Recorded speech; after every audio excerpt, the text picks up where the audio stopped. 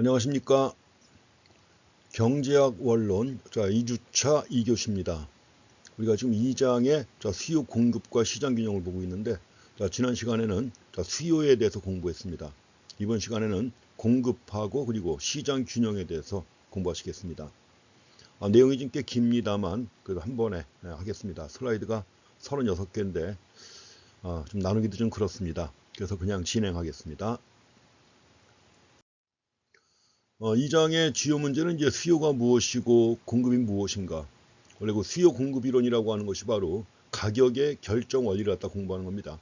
그 시장 가격이 어떤 원리에 따라 결정되는가 이걸 공부하는 거죠.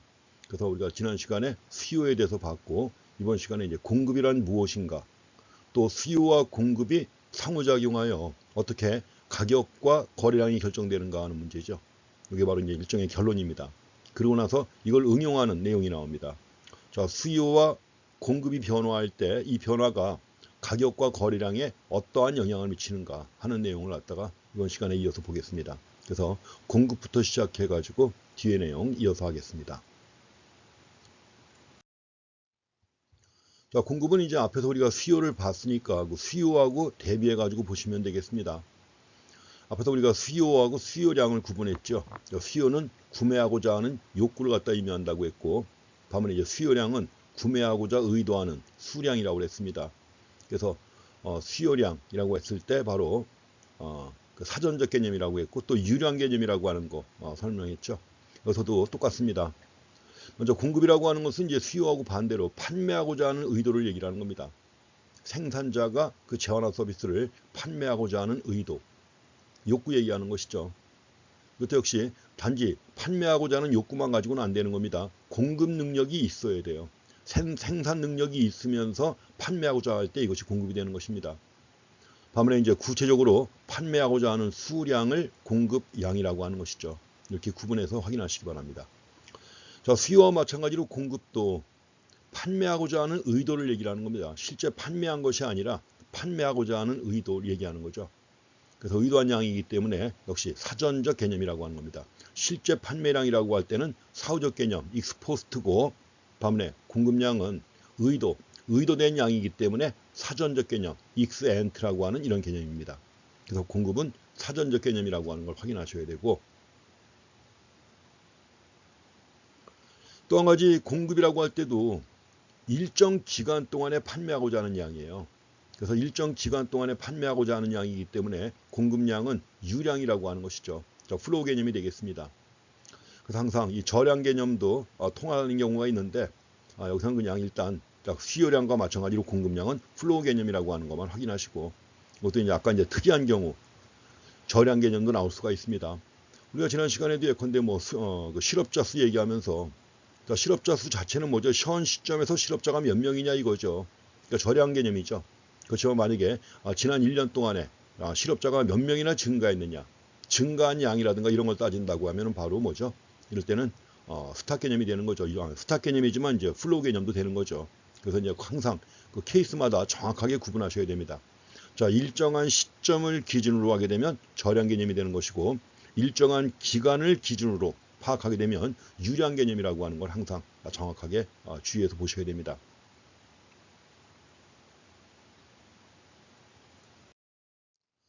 공급의 경우에도 공급의 결정 요인을 보셔야 됩니다.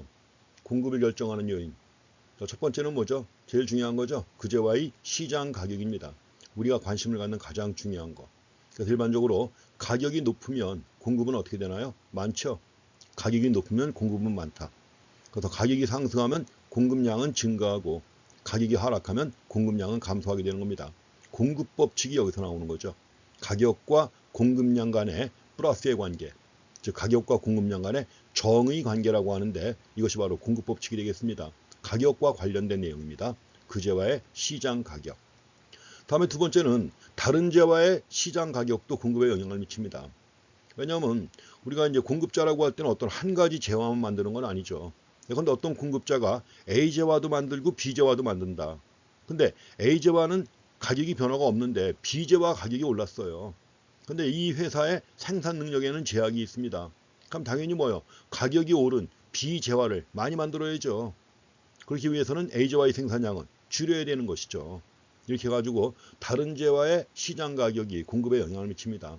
물론 여기서 다른 재화라고 할 때 뭐 대체재나 보완재를 갖다 언급하는 경우도 있습니다. 언급하는 경우도 있는데 그냥 폭넓게 생각하시면 되겠습니다. 함께 만드는, 함께 생산하는 다른 재화의 가격이 상승한다? 그럼 당연히 그 재화를 많이 생산해야 되는 거니까 가격이 상승하지 않은 이 재화, A 재화는 공급을 줄여야 되는 것이죠. 이렇게 해가지고 함께 생산하는 다른 재화의 시장 가격도 공급에 영향을 미친다는 거 보시고요. 물론 여기 몇 가지가 제시가 되어 있지만 이거 말고도 또 여러 가지 요인들이 많이 있습니다.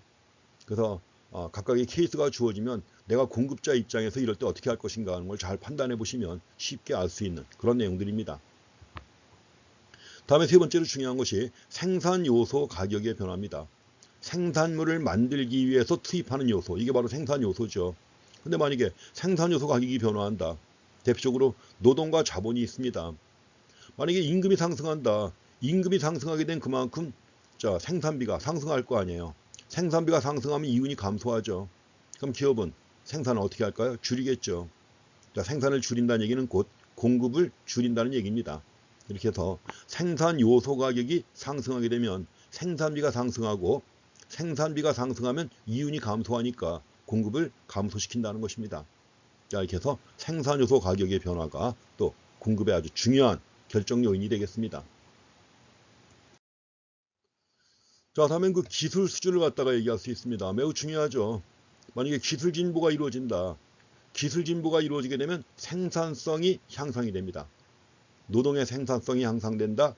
생산성이 향상된다는 말은 다른 말로 하면 뭐죠? 생산비가 절감되는 것입니다. 생산비가 절감된다. 또 새로운 재화도 생산할 수 있다 이거죠. 가지고 이제 생산비가 절감되니까 그만큼 이윤이 증가하잖아요. 이윤이 증가하게 되면 공급은 증가하는 겁니다. 그래서 기술 진보가 있게 되면 공급은 증가한다는 거 이해하실 수 있죠? 공급이 증가한다. 그 다음에 또 한 가지는 그 기업의 목표가 뭐냐 하는 겁니다. 우리가 이제 전통적으로 경제학에서는 이윤 극대화를 목표로 가정합니다. 그렇지만 실제로 많은 기업들이 꼭 이윤의 극대화를 추구하느냐? 그건 아닙니다. 그래서 예컨대 그 기업이 추구하는 목표가 예컨대 뭐 기업의 가치관을 갖다 중시하는 경우도 있고, 또 그런 경우에 예컨대 뭐 유한양행 같은 경우 아주 대표적인 그런 기업이죠.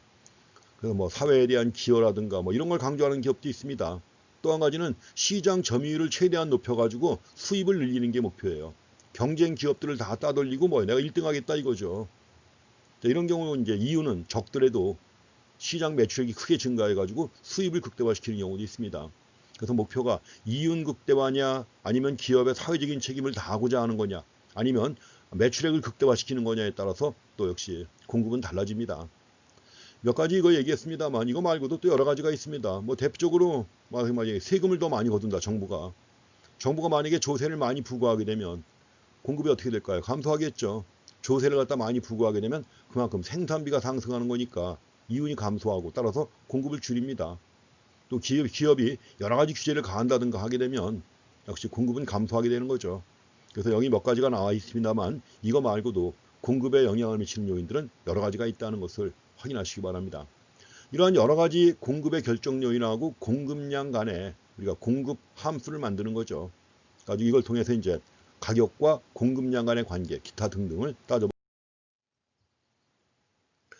여기서도 그래서 우리가 수요와 마찬가지로 공급 함수를 만듭니다. 공급 함수라고 할 때는 물론 이제 좁은 의미에서 볼 때는 뭐죠? 가격과의 관계예요. 가격.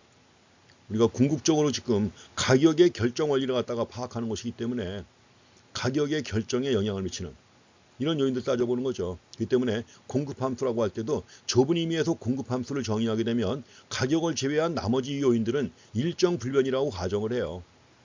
좀 전에 봤지만 그제와의 가격을 제외한 나머지 요인들이 있었죠. 기술 진보라든가 이런 것들. 이런 것들은 일정 불변이라고 가정하고서 가격이 변화할 때 공급량이 어떻게 변화할 것인가. 이 관계를 갖다가 나타내는 것이 바로 공급 함수가 되겠습니다. 그래서 가격과 공급량 간의 함수 관계를 나타내는 겁니다. 가격입니다. 그제와의 가격이에요. 가지고 각각의 가격 수준에서 매 기간 공급되는 수량 간의 관계를 갖다가 공급 함수라고 하는 것입니다. 물론 이제 넓은 의미에서 파악하면은 뭐예요? 독립 변수에다가 다른 변수까지 다 포함시켜서 파악하는 거죠. 그제와의 가격뿐만 아니라 다른 제와의 가격도 거기다가 뭐예요? 생산 요소의 가격 등등 다른 요소까지 다 포함시켜서 파악하면은 이제 넓은 의미의 공급 함수가 되는 것이고, 좁은 의미에서는 가격과 공급량 간의 관계를 파악하고자 하는 것입니다. 그래서 일단 가격과 공급량 간의 관계를 갖다 함수로 파악해가지고 이걸 자 그래프로 그리면 이게 바로 뭐가 되는 겁니까? 공급 곡선이 되는 것이죠. 여기서도 자 세로축에다가 똑같이 가격을 표시를 합니다. 가로축에다가 공급량을 표시를 해요. 가지고 이제 좌표 평면상에다가 그래프로 그리면 공급 곡선이 되는 것입니다. 자, 공급 곡선의 경우에는 가격과 공급량이 플러스의 관계에 있잖아요. 정의 관계에 있죠. 그렇기 때문에 이걸 그래프로 그리면 오른쪽 위를 향하는 공급 곡선이 그려집니다. 그래서 오른쪽 위를 향할 때 우리는 뭐라고 합니까? 우상향한다고 하는 것이죠. 우상향한다. 그래서 이제 어떤 재화의 가격이 상승하게 되면 가격이 상승하니까 많이 생산해야죠. 그래서 다른 재화에 투입되던 생산 요소를 가격이 상승한 재화 생산에 투입해가지고 공급량이 증가하는 겁니다. 이럴 때 정확하게는 공급의 증가가 아니라 공급량의 증가라고 해야 정확한 표현이에요. 공급량의 증가. 여기는 정확하게 공급량이라고 써놨잖아요. 공급량이라고 해놓고서 그냥 그까이 거 대충 공급이라고 막 써놓으면 안 되는 겁니다. 지금 이 책 쓰고 슬라이드 만든 사람이 용어를 정확하게 구분을 해놓고 쓸 때는 또 구분을 안 해요. 자, 정확하게 공급량입니다. 가격이 변화하는 경우에는 공급량의 증가예요. 그래가지고 공곡선이 우상향하는 것입니다. 가로축에 표시하는 게 공급량 아니에요. 그래서 공급량이라고 써야 됩니다. 그리고 이제 재화 가격이 상승하면 또 새로운 공급자도 나오겠죠. 새로운 공급자가 나오니까 자, 새로운 공급자가 등장하게 되면 이것이 바로 이제 공급을 더 많이 증가시키는 결과가 되겠죠. 이렇게 해갖고 공급 곡선은 우상향하는 형태를 갖다 보인다는 것을 확인하시기 바랍니다. 자, 이걸 그래프로 그려놨습니다. 가격이 4,000원에서 커피 가격입니다. 세로축이 가격. 커피 가격이 5,000원보다 상승했습니다. 그러니까 공급점이 B점에서 C점으로 옮겨간 거죠. 공급점이 여기서 일로 옮겨가가지고 커피 공급량이 8,000에서 만으로 증가했죠. 이겁니다. 그래서 가격이 상승해가지고 곡선상에서 이동한 겁니다. 곡선상에서 이동해가지고 커피의 공급량이 증가한 거죠. 그래서 B점, C점을 연결하는 이러한 선이 바로 공급 곡선입니다. 어떤 형태예요? 오른쪽 위를 향하는 우상향하는 형태입니다. 그래서 가격과 공급량 간의 정의 관계, 이 정의라는 게 플러스 얘기하는 거예요. 정자는 바로 바를 정자 쓰는 겁니다. 한자로. 바를 정자는 다 아시죠? 아무리 한자 안 배웠어도 사람 인자 이런 건 알잖아요. 그렇죠? 바를 정자도 다 아실 겁니다. 근데 이제 정하고 반대말로 쓰는 게 부라는 게 있어요. 부라는 게 있는데 정은 많이 아시는데 오히려 부는 또 모릅니다. 그 반대말로 쓰는 부가 어떻게 쓰는 거냐면 이렇게 쓰는 겁니다. 이렇게 해가지고 여기다가 조개 패자 쓴 다음에 꼬리 2개 이렇게 잘 안 써지네요. 이렇게 해서 이렇게 이게 부자입니다. 위에 나와 있는 게 이렇게 돼 있어요. 이렇게 돼 있는 겁니다. 갖고 이게 부자고 이게 바로 마이너스 얘기하는 거예요. 그래서 부의 관계라고 나오게 되면 그 부를 갖다가 마이너스라는 거 하는 거, 요 한자라고 하는 걸 확인하시면 되겠습니다. 여기서 지금 가격이 상승할 때 공급량이 증가했는데 그 공급량이 증가한 이유가 뭐냐는 거죠. 가격이 상승할 때 공급량이 증가한 이유가 뭐냐. 보통 두 가지를 제시합니다. 우리가 앞에서 그 수요 얘기할 때, 수요 법칙을 얘기를 할 때, 이건 지금 공급 법칙이죠. 자, 수요 법칙을 얘기를 할 때 그 이유가 뭐냐. 두 가지 얘기했었죠. 하나는 대체 효과고, 하나는 소득 효과 갖고 얘기했었죠. 그래서 이제 수요량 같은 경우에는 가격이 상승하면 다른 재화는 상승하지 않은 거 아니에요. 상대적으로 이 재화의 값이 비싸진 거니까 이걸 많이 만든다는 거죠. 다른 재화 대신 가격이 상승하지 않은 다른 재화 대신에 이 재화를 많이 산다 이거죠. 이건 이제 수요 얘기하는 겁니다. 앞에서 봤던 수요. 만약에 어떤 재화의 가격이 올랐다. 가격이 오르면 그 이 재화의 수요량을 줄이잖아요. 가격이 하락하면 수요량을 늘리죠. 그러면 가격이 하락했다. 수요량을 왜 늘리는 거예요? 가격이 하락하지 않은 다른 재화 대신에 이것이 더 싸졌기 때문에 더 많이 구입한다는 거죠. 대체 효과입니다. 다른 재화 대신. 또 가격이 하락하면 소비자의 실질 소득이 증가하니까 더 많이 소비한다고 그랬죠. 소득 효과입니다. 그래서 수요 법칙이 나타나는 이유는 두 가지. 대체 효과하고 소득 효과 갖고 얘기했습니다. 그런데 여기서 지금 공급 법칙, 즉 가격이 상승할 때 공급량이 증가하는데 그 이유가 뭐냐고 하면 두 가지를 얘기를 합니다. 뭐 법칙이라는 말은 안 쓰고 두 가지 얘기합니다. 공급 법칙의 배후에 있는 거죠. 뭐냐면 자 이재화의 값이 올랐다. 그러면 다른 재화의 생산에 투입되던 요소를 갖다가 뭐요? 이 부문에 전환해 갖고 이 재화의 생산량을 늘리는 거예요. 생산 능력은 한계가 있기 때문에 이 재화의 가격이 올랐다. 그러면 다른 재화 생산에 이용되던 생산 요소를 갖다가 이 재화 생산에 이용함으로써 공급량이 증가하는 거죠. 또 한 가지는 그동안 이걸 생산하지 않던 기업이 가격이 오르니까 시장에 진입해가지고 새롭게 생산하기 시작하니까 공급량이 증가하는 거죠. 그래서 가격 상승의 효과로 공급량이 증가할 때 그 이유를 보통 이런 이유를 제시합니다. 자, 이렇게 해서 공급법칙. 자, 가격과 공급량 간의 정의 관계가 공급법칙입니다. 그리고 공급법칙을 갖다가 그래프로 보여주는 것이 공급곡선이고 함수로 표현하면 공급함수가 되는 것입니다.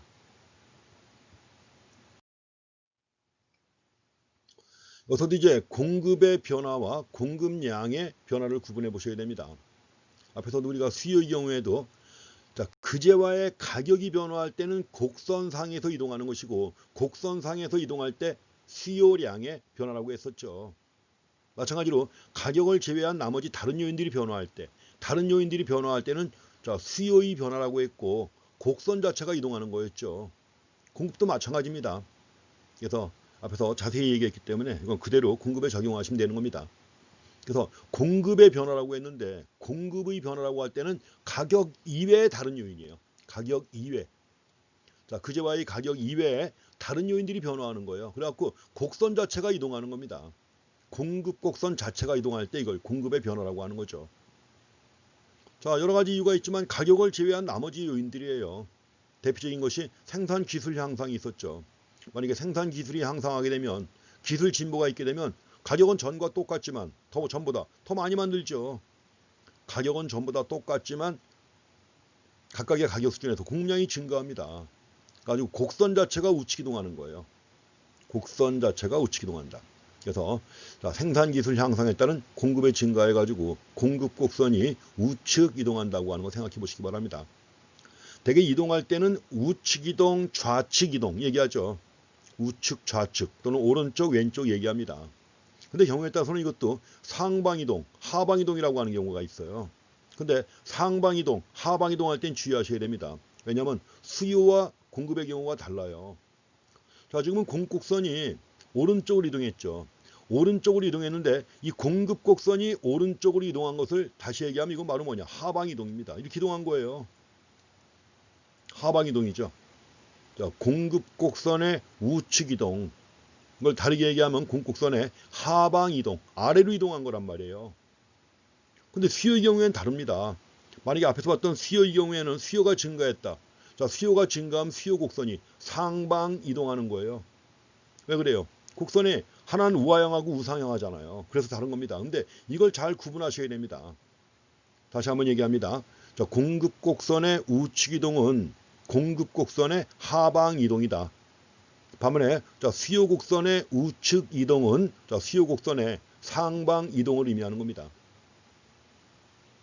자, 그림 한번 간단하게 그리겠습니다. 여기다 간단하게 그리면 수요 곡선 그리는 겁니다. 간단하게 그림이 이렇습니다. 자, 수요 곡선은 우하향합니다. 우하향하는 수요 곡선이 상방 이동해서 우측 이동했습니다. 우측 이동했다. 그래서 자, 우측 이동했죠. 근데 우측 이동한 것은 이게 바로 뭐죠? 상방 이동이죠. 우측 이동이 바로 뭐다? 상방 이동입니다. 그래서 수요 곡선은 우하향하기 때문에 우측 이동이 상방 이동이다.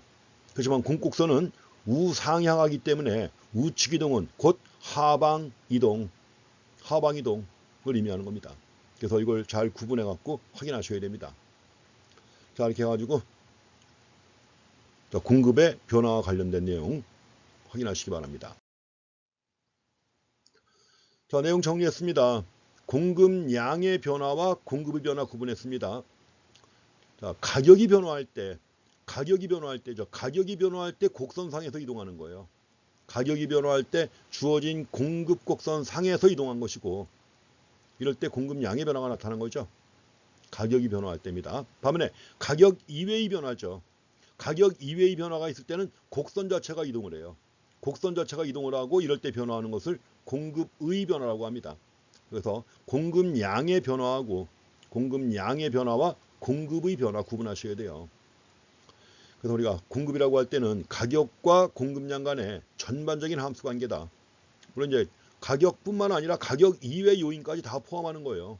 가격뿐만 아니라 가격 이외 요인까지 다 포함해가지고 전반적인 함수 관계고, 반면에 공급량이라고 할 때는 주어진 가격에서 공급하고자 의도하는 어떤 수량을 공급량이라고 하는 것이죠.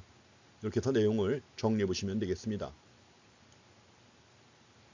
이런 내용들이 또 우리 책의 각 챕터마다 맨 뒷부분에 요약이 나오고, 그 요약에 대한 또 연수 문제가 나오죠. 생각해 볼 내용이다 해갖고 그거 꼭 보시기 바랍니다. 제일 중요한 거예요.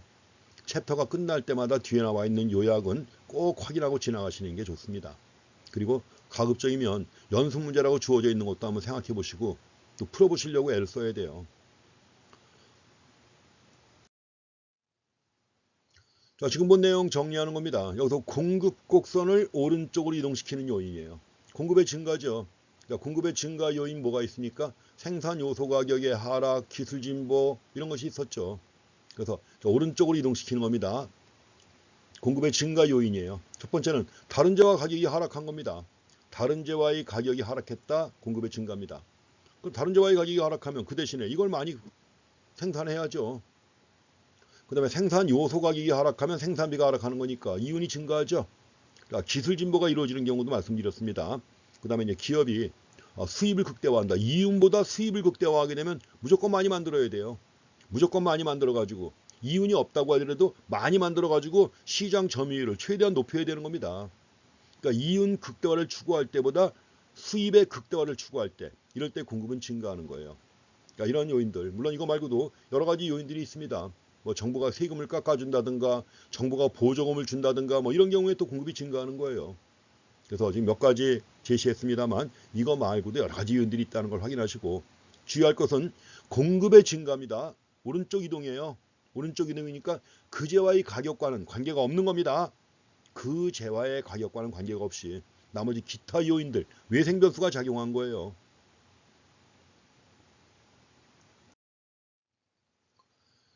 소리가 이제 공급의 경우에도 탄력성 개념을 갖다 보셔야 됩니다. 우리가 수요 탄력성은 여러 가지가 있었죠. 수요의 가격 탄력성, 수요의 소득 탄력성, 수요의 교차 탄력성 등등 여러 가지가 있었죠. 여기서는 그냥 공급의 가격 탄력성 하나만 보시면 됩니다. 탄력성이라고 하는 개념, 우리가 일반화시키면 뭐라고 그랬죠? 탄력성 개념은 일반적으로 얘기하면 독립변수가 1%포인트 변화할 때 종속 변수가 몇 %포인트나 변화할 것인가 하는 거죠.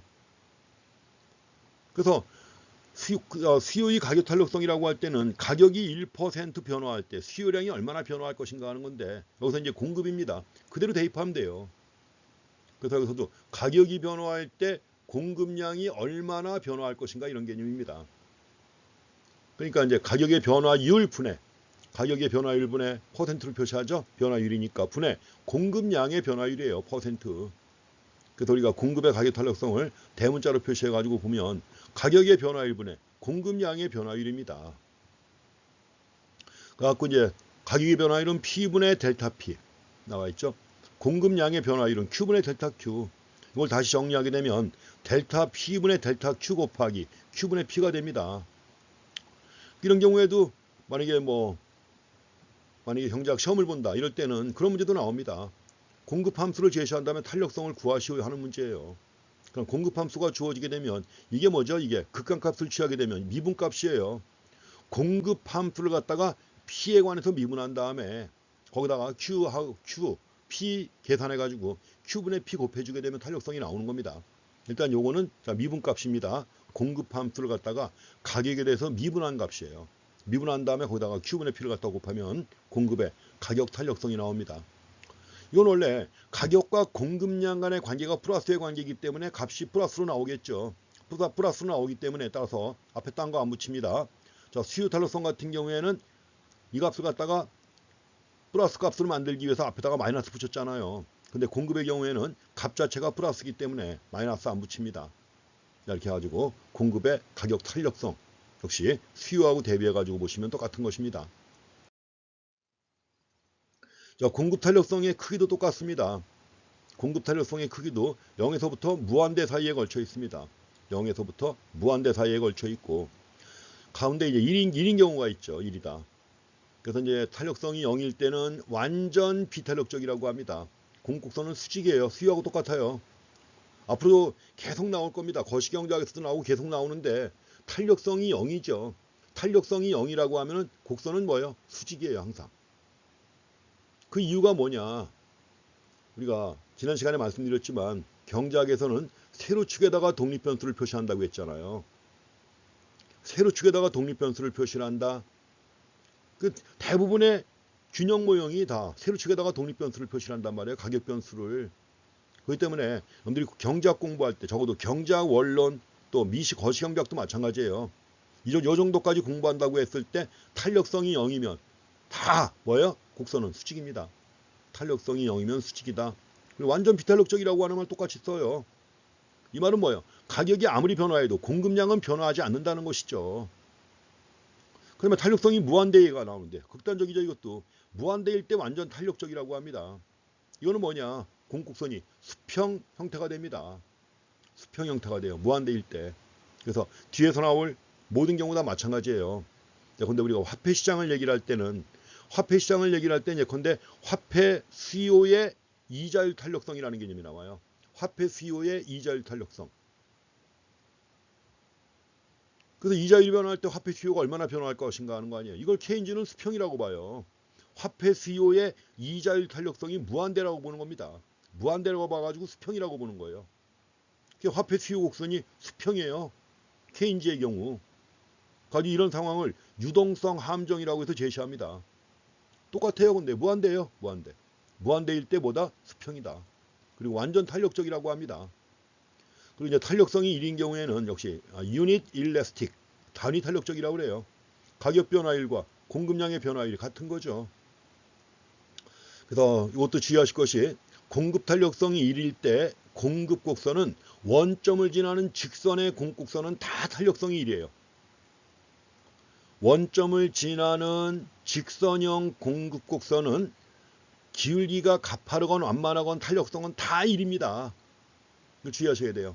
원점을 지나는 직선형의 공곡선이 있다. 이럴 때는 탄력성이 다 1이다 이겁니다. 예를 들어서 이런 그림이에요. 자, 세로축에다 표시를 해야 되는데 안 하겠습니다. 요거는 P입니다. P고 요거는 Q고요. 가지고 공곡선이 예컨대 이러한 공곡선이 있습니다. 또 예컨대 이러한 공곡선이 있어요. 자, 이거 직선입니다. 약간 구부러졌는데 직선이에요. 또 이러한 공곡선이 있습니다. 그래서 예컨대 공곡선이 1번, 2번, 3번이 있다. 이럴 때 이렇게 얘기를 해요. 뭐냐면 예컨대 가격이 똑같이 가격이 예컨대 요만큼일 때 P0일 때 자, 공급 탄력성의 크기가 어떠냐는 거예요. 1번의 경우, 2번의 경우, 3번의 경우 공급 탄력성이 어떠냐 이렇게 물어보는 거예요. 탄력성이 어떠냐? 다 1입니다. 다 1이에요. 그래서 자, 1번 공곡선의 경우에도 2점이건 탄력성이 다 1이에요. 2번의 경우에도 2점이건 탄력성은 다 1이에요. 무조건. 3번의 경우도 마찬가지고. 그래서 원점을 지나면서 직선인 공곡선의 경우 있죠. 이럴 때는 기울어진 정도가 완만하건 가파르건 탄력성은 다 곡선상의 모든 점에서 탄력성은 다 1이 됩니다. 이거 하나 보고 지나가실 만한 내용이죠. 그래서 사실 그거 굉장히 중요한 내용입니다. 이거 많이 언급이 돼요. 탄력성이 1이다 하는 거. 원점을 지나는 직선형의 공곡선일 때는 기울어진 정도를 막론하고 탄력성은 항상 1이다 이겁니다. 자, 그렇게 정리해 주시고요. 그 다음에 이제 탄력성이 1보다 작으면 먼저 비탄력적이라고 그래요. 비탄력적이라는 말은 뭐죠? 가격이 아무리 크게 변화해도 공급량은 조금밖에 변화하지 않는 거예요.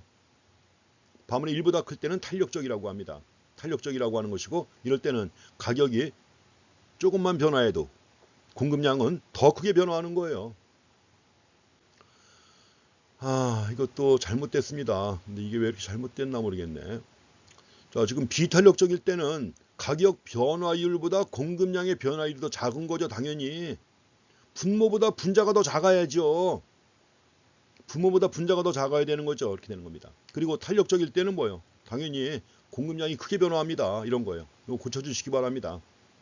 어떻게 이런 일이 자꾸 생겼는지 모르겠는데 이것도 제가 아주 꼼꼼하게 확인을 했어야 되는 건데 미처 다 뭐 작년 거하고 비슷해가지고 그러니까 지난번 11판하고 거의 뭐 10판하고 거의 비슷해요. 그래갖고 꼼꼼하게 확인을 안 하고 이것도 알려줬습니다. 제가 출판사에다가 틀린 게 꽤 있다고 해갖고 다 빨간 펜으로 체크해가지고 출판사에 보냈는데 안 고쳐놓은 거예요. 저자가. 자, 여기서 다시 한번 얘기합니다. 비탄력적일 때는 가격 변화율분의 공급량의 변화율이 탄력성 아니에요. 이보다 작으면 당연히 분자가 작아야죠. 1보다 크면 당연히 분자가 더 커야 되는 것이고요. 자, 고쳐서 정확하게 보셔야 됩니다. 0부터 무한대까지 사이에 있다는 거 확인하시고요.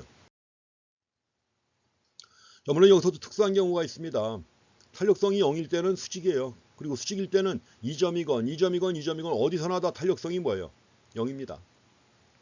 그 다음에 이런 경우에 조금 전에 얘기했지만 어디서나 탄력성이 다 뭐예요? 1이에요. 1. 이런 경우뿐만 아니라 완만한 경우도 마찬가지입니다. 다 똑같아요. 다 탄력성이 1이다. 자, 이건 다 수평입니다. 다 무한대예요. 어디서나 탄력성은 다 무한대다. 이렇게 되는 거죠. 이렇게 해갖고 이런 경우에는 자, 세 가지 경우죠. 이런 경우에는 어떤 점이건 간에 탄력성이 똑같다. 그 이유가 뭐냐면 우리가 이제 수요 곡선의 경우에도 지금 경제학 원론이기 때문에 거기까지는 안 했어요. 근데 사실은 그 정도도 해야 되는 건데 뭐냐면 똑같은 수요 곡선이라고 하더라도 똑같은 수요 곡선이라고 하더라도 어떤 점에서 측정하느냐 탄력성을 어떤 점에서 탄력성을 측정하느냐에 따라서 탄력성 값이 달라집니다. 공급도 마찬가지고요. 그렇지만 지금 세 가지 경우에는 뭐예요? 세 가지 경우에는 자, 수직이건 원점을 지나는 직선이건 수평이건 이런 경우 있죠. 이런 경우에는 어떤 점에서 탄력성을 측정해도 항상 일정합니다. 이런 경우에는 항상 0이고 항상 1이고 항상 무한대고 이런 거예요.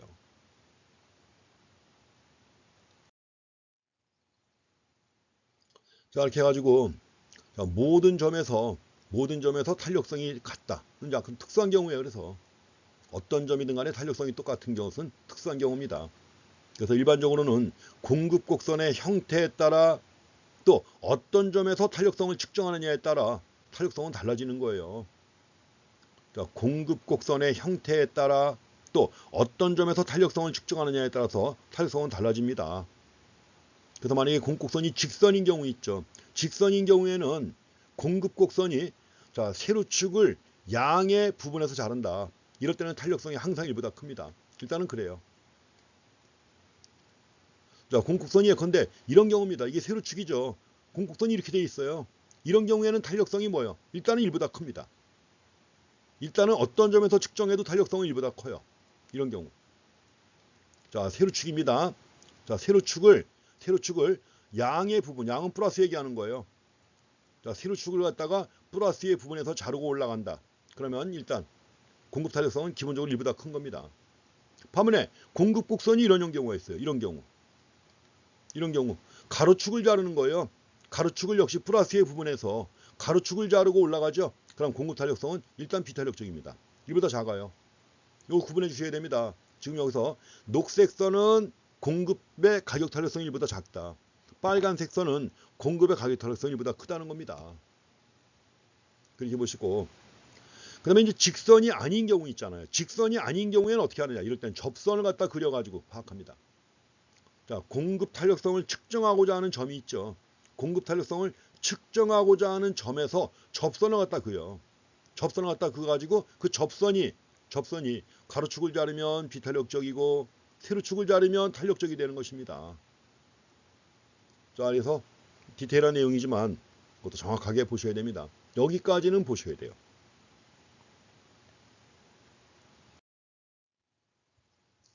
자, 다음에 이제 중요한 것은 공급 탄력성의 크기를 결정하는 요인 나와 있죠. 이것도 중요하죠. 우리가 지난 시간에 또 수요의 경우에는 자, 수요의 가격 탄력성의 크기에 영향을 미치는 요인 봤었죠. 자, 수요 탄력성의 크기에 영향을 미치는 요인. 가지고 뭐 첫 번째 대체재가 있느냐 없느냐. 대체재가 많으면 많을수록 수요 탄력성은 커져요. 대체재가 많을수록 수요 탄력성은 커진다. 그 다음에 두 번째로 그 재화에 대한 지출액이 소비자의 소득에서 차지하는 비중 가지고 그 재화에 대한 지출액이 소비자의 소득에서 차지하는 비중이 크면 클수록 탄력성은 커진다. 그 다음에 또 그 재화가 사치재면 탄력성이 크고 필수재면 탄력성이 작다고 그랬죠. 사치제는 탄력성이 크고 필수제는 작다. 그리고 또 한 가지 기간도 있습니다. 지금 수요량과 공급량은 플로우 개념이기 때문에 단기보다는 장기로 갈수록 수요량이 크게 변화하는 거예요. 그러니까 장기로 갈수록 탄력성이 커지는 거죠. 그렇게 얘기했는데 공급의 경우에도 그걸 따져보셔야 돼요. 공급의 경우에도 공급의 가격 탄력성의 크기를 결정하는 요인인데, 첫 번째 요인은 이거 굉장히 중요한 건데, 생산량을 증가시킬 때, 그러니까 생산량을 증가시키면 당연히 생산비가 상승하잖아요. 그렇죠? 근데 생산량을 증가시킬 때 생산비가 아주 급격하게 상승하느냐, 완만하게 상승하느냐 이겁니다.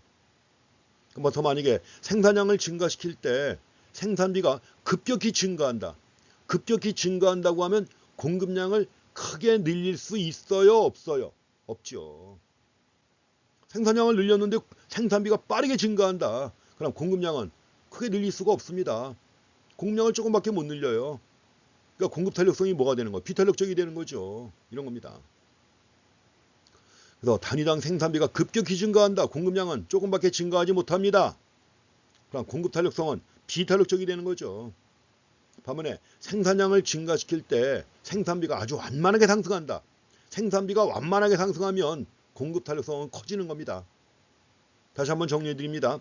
생산량을 증가시킬 때 생산비가 급격히 증가하면 공급 탄력성은 비탄력적이다.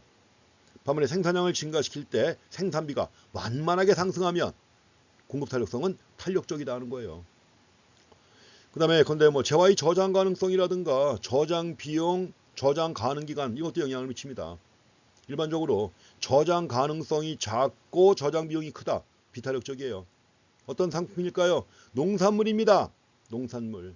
그래서 일반적으로 공산품의 경우에는 이건 특히 공산품, 농산물 이렇게 구분하는 거예요.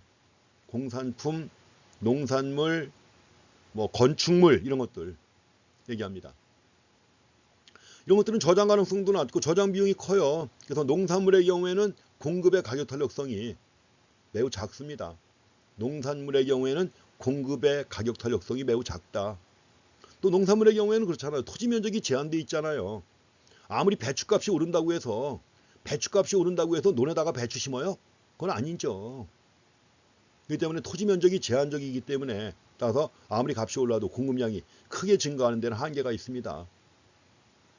그래서 대개 우리가 살다 보면 가격 파동이 자주 발생하죠. 가격 파동. 뭐 조금만 풍년 들면 가격이 폭락하는데 조금만 흉년 들면 가격은 또 폭등한단 말이에요. 이런 걸 어디서 주로 많이 봅니까? 어디서 보죠?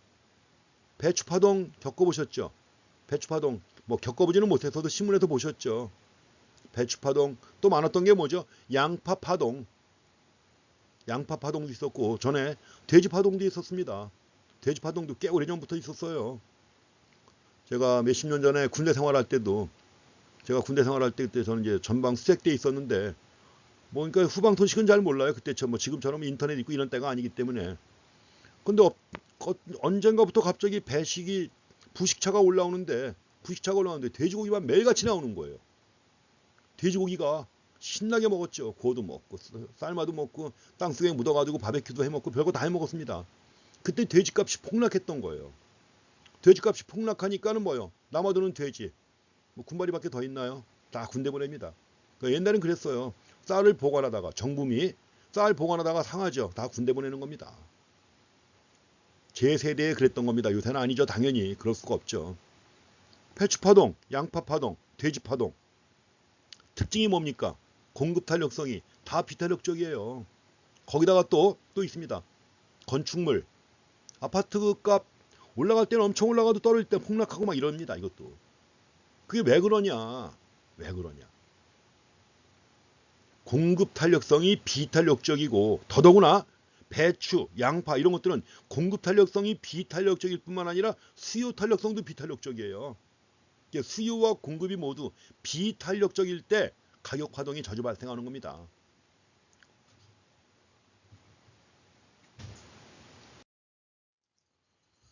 여기 그 배추값 폭등해서 포기당 10,000원 해가지고 뉴스와 경제학이 나왔죠.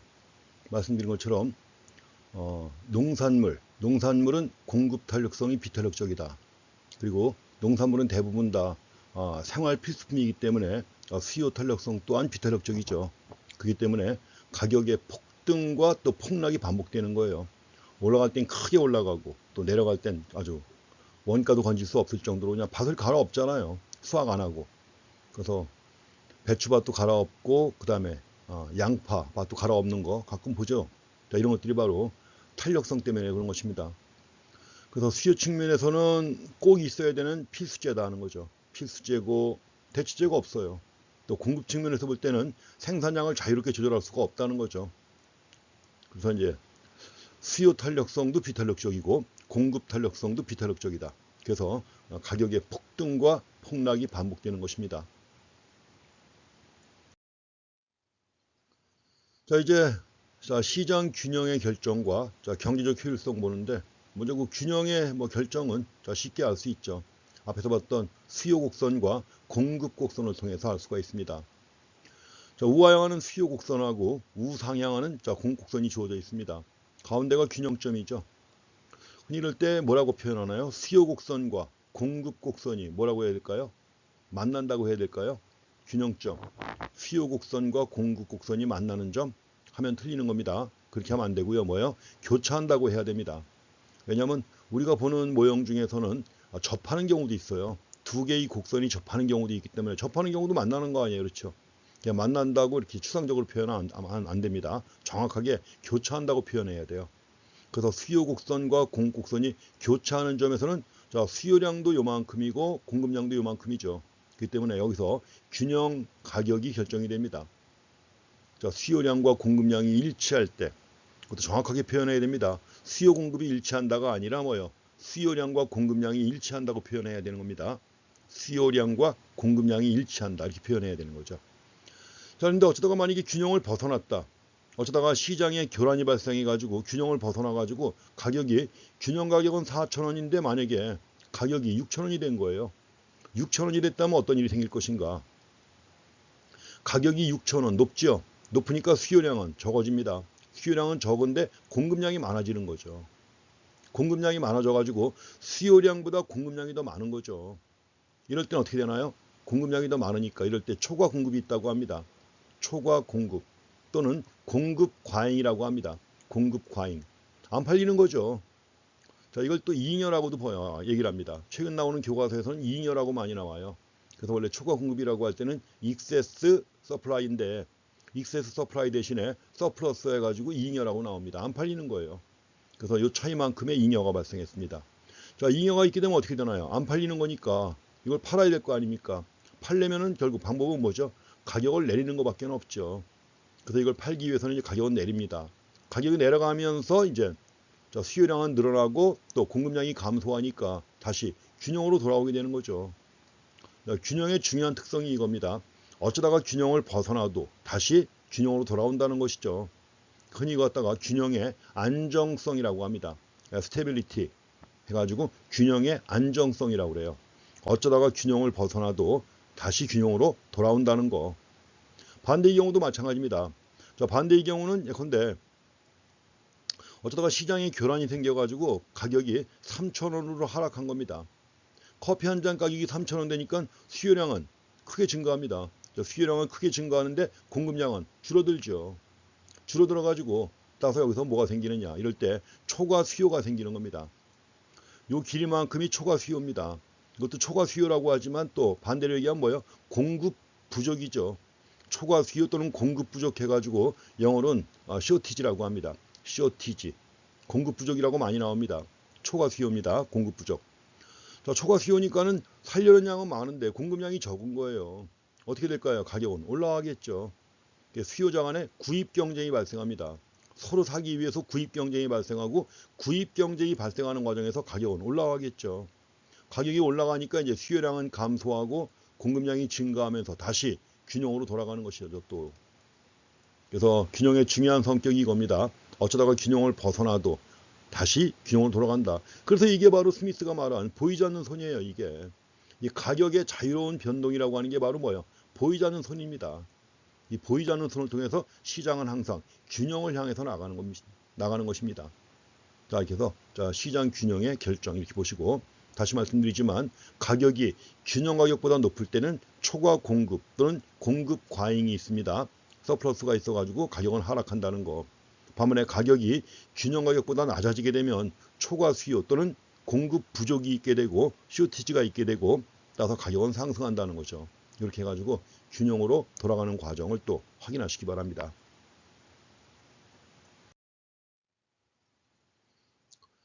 여기서 커피 가격이 만약에 4,500원이다. 균형입니다. 시장 균형이죠. 커피 가격이 4,500원이다. 여기서 이제 초과 수요도 없고 초과 공급도 없습니다. 그래서 이제 안 팔리는 거 팔기 위한 경쟁도 없고 또 구입하기 위한 경쟁도 없죠. 이게 바로 균형이에요. 그래서 4,500원의 가격이 유지가 되는 겁니다.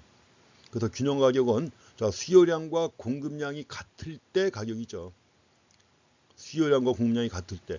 그 수요량과 공급량이 같게 되면 더 이상 이로부터 벗어날 유인이 없습니다. 벗어날 유인이 없이 이 상태가 계속 유지가 되는 거예요. 유지가 된다는 거죠. 또 이때 거래량은 얼마입니까? 균형 거래량이라고 합니다. 수요량과 공급량이 일치하는 수준에서 균형 거래량이 성립하는 것입니다.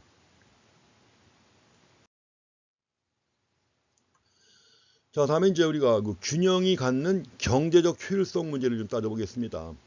일단 우리가 큰 틀에서 볼 때는 그렇잖아요. 균형이라고 하는 거, 수요량과 공급량이 일치하는 수준이에요. 가지고 이제 가장 바람직한 수준이기도 하고 그런 거죠.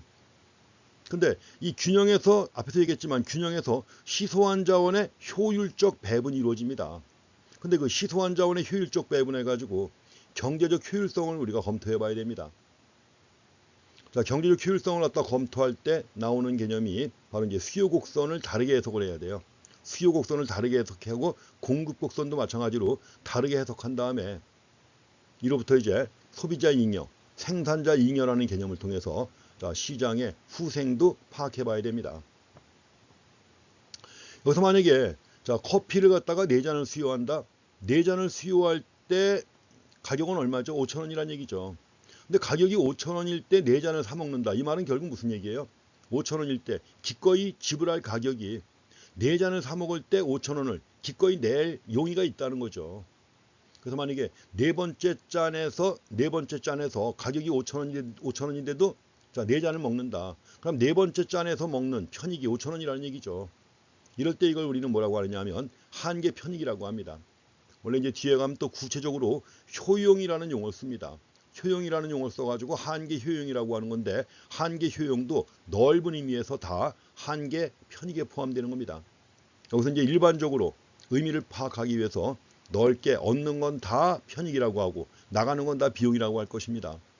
그리고 이제 구체적으로 소비 이론에서는 한계 효용이라는 구체적인 용어를 쓸 것이고 생산 이론에서는 한계 수입이라고 해가지고 용어를 약간 다르게 쓸 겁니다. 근데 한계 효용이나 한계 수입 이 뒤에서 나올 얘기입니다. 이걸 다 합쳐가지고 한계 편익이라고 합니다. 그래서 한계라고 할 땐 마지널이에요. 이게 마지널이고 수학적으로 볼 때 미분 개념이에요. 한계가. 그래서 소비자가 재화나 서비스를 한 단위 더 소비할 때 얻는 추가적인 편익이 있죠. 편익의 증가분입니다. 그 편익의 증가분을 한계 편익이라고 하는 거예요. 그래서 마지널 베네핏, 그 마지널 베네핏 해가지고 이제 약자로 쓸 때는 MB라고 하는 약자를 씁니다. MB. 기억 속에 있는 이니셜이죠. MB. 한동안 또 사회를 시끄럽게 했던 이니셜 중에 하나입니다. 한계 편익. 한 단위 더 소비할 때 얻는 추가적인 편익이다. 앞으로 한계라는 개념이 다 그겁니다. 미분 개념이기 때문에 한 단위를 더 추가할 때 얻는 추가적인 편익. 또 근데 한 단위를 더 추가할 때 나가는 돈이 있죠. 나가는 돈은 뭐라고 하면 돼요? 한계 비용이라고 하면 되는 거죠. 그래서 바로 한계 편익은 한 단위 더 소비할 때 얻는 추가적인 편익인데 한계 편익은 점점 감소하겠죠. 그러니까 생각해 보세요. 우리가 빵을 먹을 때 첫 번째 빵 하나 먹었다. 엄청 맛있죠. 빵 하나가 주는 만족이 엄청 크잖아요.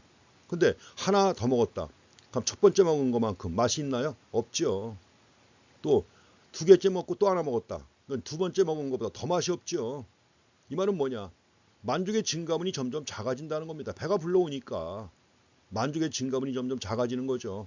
그래서 한계 편익은 체감하는 이런 형태입니다. 근데 중요한 건 뭐냐면 여기서 지금 커피에 대한 수요 곡선을 갖다 그렸는데 이 수요 곡선이 결국 지불용이 지불 용이와 관련해 가지고 한계 편익이 점점 감소한다는 걸 보여주는 겁니다. 그래서 지금 우리가 커피에 대한 한계 편익 곡선을 갖다가 그리는데 바로 이 한계 편익 곡선이 바로 이게 커피에 대한 수요 곡선이고, 한계 편익은 체감합니다.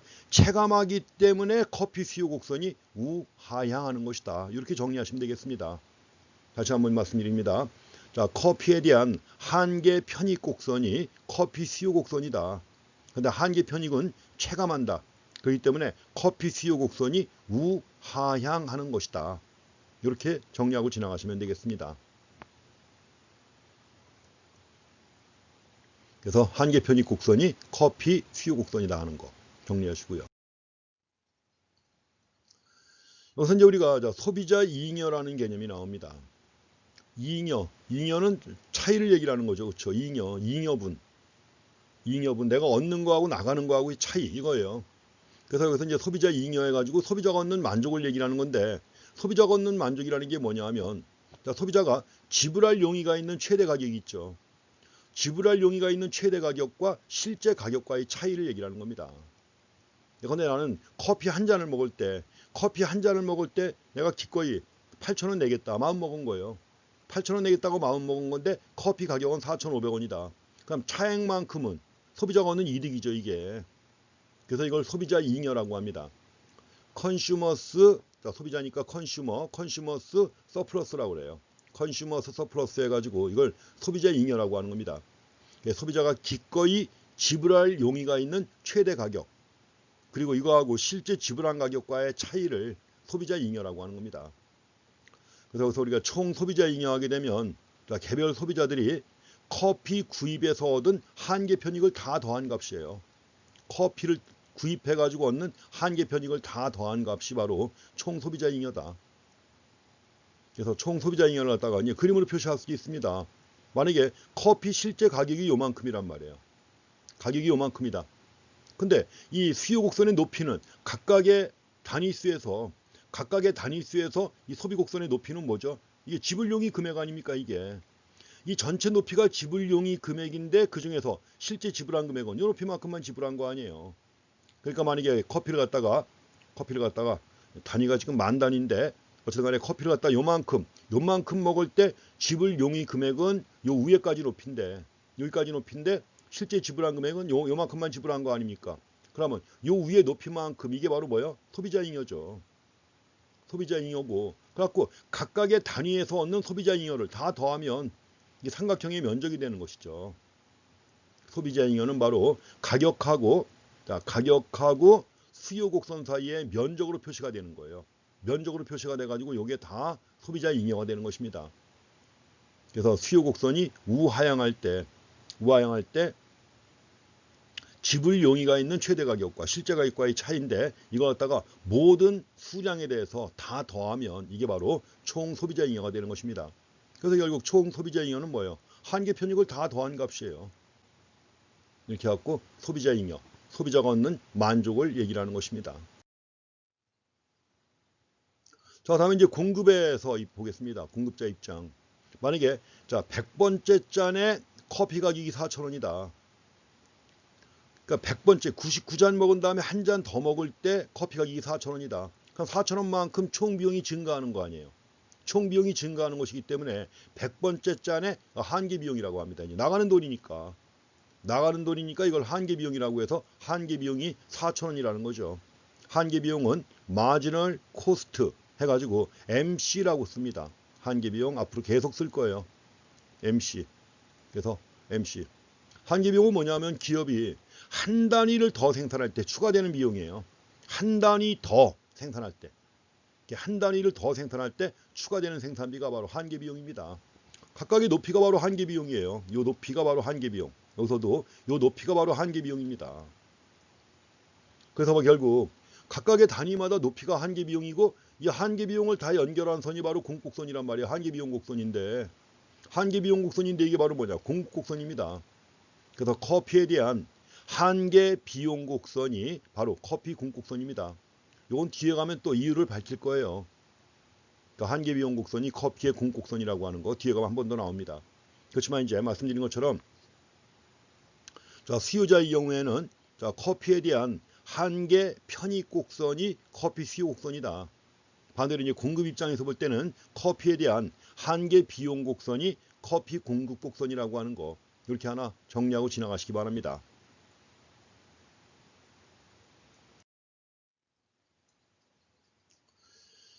이제 공급자 입장에서 볼 때는 그 생산자 잉여라는 개념이 나와요. 생산자 잉여 해가지고 뭐냐면, 자, 생산자가 받기를 희망하는 최소한의 금액이 있단 말이에요. 기업, 생산자가 받기를 희망하는 최소한의 금액이 있다. 예컨대 여기서 이 커피의 공급자 입장에서 볼 때는 이 사람이 만약에 요만큼을 공급하고자 하는 경우 있죠. 이럴 때 받고자 희망하는 최소한의 가격은 요만큼이에요.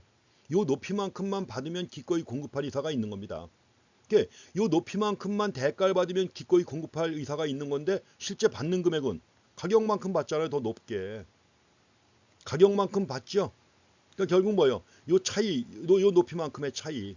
요 차이만큼이 바로 뭐냐? 생산자가 얻는 이득이라는 겁니다. 이게. 생산자가 얻는 이득. 그래서 이거는 또 다 합쳤을 때 이걸 생산자 잉여라고 하는 것입니다. 그래서 생산자가 받기를 희망하는 최소한의 가격이에요. 최저 가격.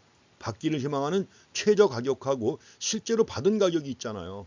실제 받은 가격 간의 차이. 이것을 생산자 잉여라고 합니다. 근데 이제 각각의 단위마다 생산자 잉여가 다 나오죠. 그래서 이걸 다 합치면은 뭐냐? 이게 바로 총 생산자 잉여가 되는 것입니다. 그래서 개별 생산자들이 커피 판매에서 얻은 생산자 잉여를 다 더한 값이 생산자 잉여고, 여기서는 가격이 4,000원으로 주어졌을 때 가격과 공급 곡선 사이의 면적입니다. 가격하고 공급 곡선 사이의 면적, 이게 바로 생산자 잉여입니다. 아까 얘기했지만 가격과 수요 곡선 사이의 면적은 소비자 잉여, 그 다음에 가격하고 공급 곡선 사이의 면적은 생산자 잉여가 되는 것입니다. 나중에 또 확인하겠습니다만은 주의하실 것은 여기서 생산자 잉여는 이윤과 다릅니다. 이윤과 달라요. 그래서 받아들일 수 있는 최소한의 가격, 받기를 희망하는 최소한의 가격과 실제 가격과의 차이라고 해가지고 얘기하니까 이게 이윤이 아니냐 생각할지 모르겠지만 이윤과는 다릅니다. 크기가 달라요. 근데 그 이윤과 생산자 잉여의 차이는 뒤에 가서 다시 설명할 것입니다. 그래서 여기서 자유롭게 거래가 이루어지면 소비자는 소비자 잉여를 얻고 생산자는 생산자 잉여를 얻어요. 그러니까 둘 다 이득인 것이죠.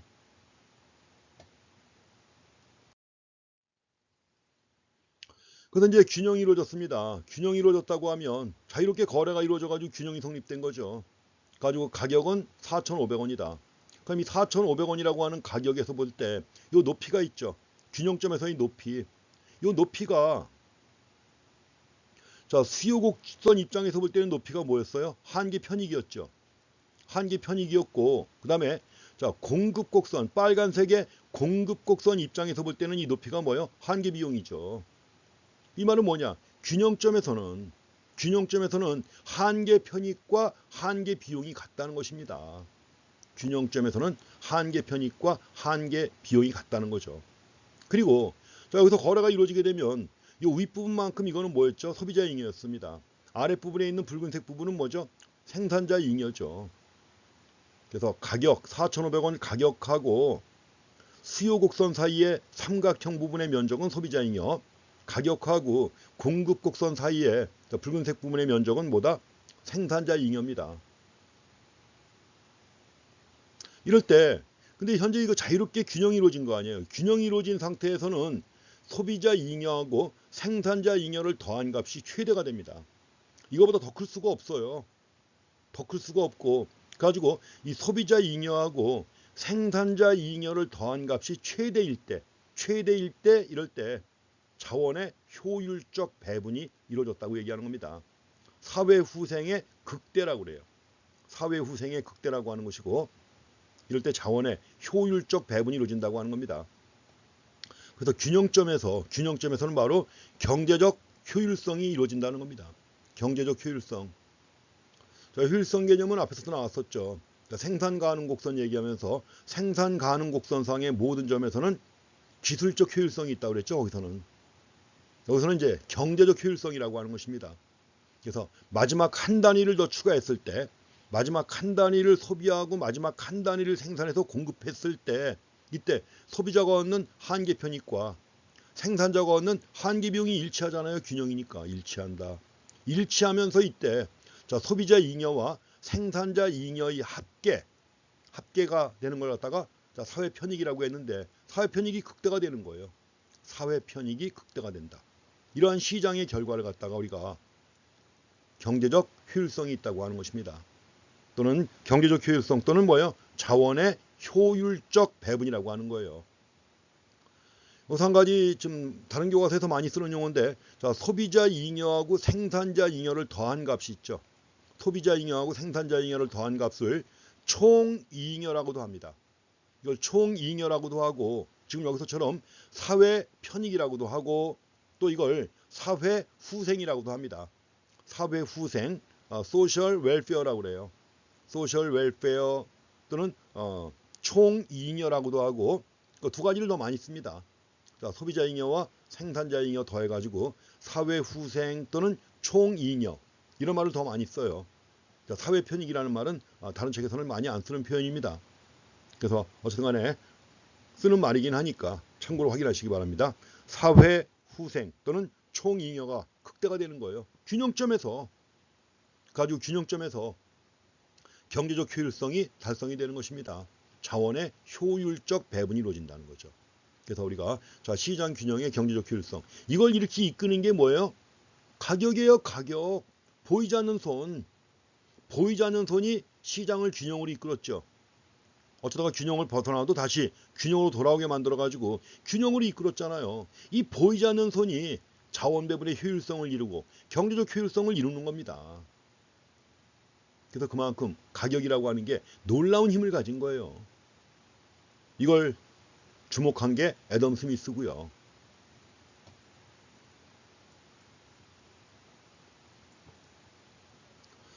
자, 한계 편익과 한계 비용 다시 제시해 놨는데 균형점에서는 중요한 게 균형점에서는 한계 편익과 한계 비용이 같다는 거. 이 점을 확인하시면 되겠습니다.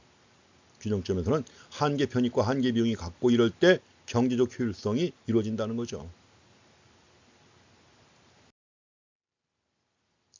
자, 이런 걸 갖다가 이제 체계적으로 처음 분석해가지고 경제원론이라는 교과서를 처음 쓴 사람이 알프레드 마셜이에요. 알프레드 마셜은 이제 제가 드린 슬라이드에서는 나왔었죠. 여러분들이 공부하신 본 커맨딩 하이츠 세계 경제전쟁 100년 거기는 안 나오는 인물이에요. 거기는 안 나오는데 알프레드 마셜이 바로 케인스와 하이에크의 스승입니다. 케임브리지 대학에. 그러니까 오늘날 그 신고전파 경제학 이론을 갖다가 종합적으로 정리한 인물이에요. 창시자라고 되어 있는데 사실은 이런 말은 좀 어울리지 않습니다. 왜냐하면 신고전파라고 하는 게 언제 시작된 거예요? 1870년대부터 시작된 거예요. 1870년대부터 시작됐기 때문에 창시자라고 하기엔 좀 그렇습니다. 왜냐하면 이제 1870년대 나온 한계혁명에서부터 시작돼가지고 한계혁명을 이끈 세 사람 제번스가 있고 칼 맹거가 있고 월레스가 있단 말이에요. 레온 월레스. 그러니까 이런 사람들부터 시작돼가지고 쭉쭉 이어져 오다가 이걸 종합적으로 정리한 인물이 바로 알프레드 마셜입니다. 그렇다고 해서 창시자라고 표현하기는 이건 좀 잘못된 표현입니다. 그러니까 신고전파의 가장 뛰어난 인물 아니면 신고전파 경제이론을 종합해갖고 정리한 인물 이런 인물이에요. 그래갖고 경제학 교과서를 쓴 거예요. 경제원론을. 그래서 알프레드 마셜이 강조하는 것이 대중의 빈곤을 극복하는 것이다. 또 사회 진보를 위해서 경제학을 갖다 연구하는 것이다. 이런 주장을 내세웁니다. 그 마셜에 대해서는 경제학의 도전과 응전이 있었죠. 그 경제학의 도전과 응전에서는 마셜을 갖다가 한 편에 걸쳐 갖고 제시하고 있죠. 꼭 읽어보시기 바랍니다. 그래서 그 대중의 빈곤을 극복하고 사회를 진보하기 위해서 경제 분석을 한다. 가지고 이제 여러 가지 한계 효용 개념이라든가 한계 효용 개념, 가격 결정에 대한 연구를 갖다 종합적으로 정리한 인물입니다. 그래서 우리가 오늘날 공부하는 수요 공급 이론이라든가 이런 것들을 체계화한 인물이에요.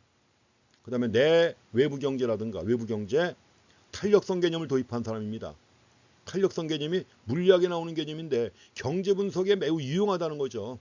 가지고 경제 분석에다가 탄력성 개념을 도입하고 조금 전에 본 소비자 잉여 생산자 잉여라든가 이런 개념을 도입한 학자가 바로 알프레드 마셜입니다. 그래서 그 마셜의 제자 중에 피구, 케인즈, 하이에크 다 있어요.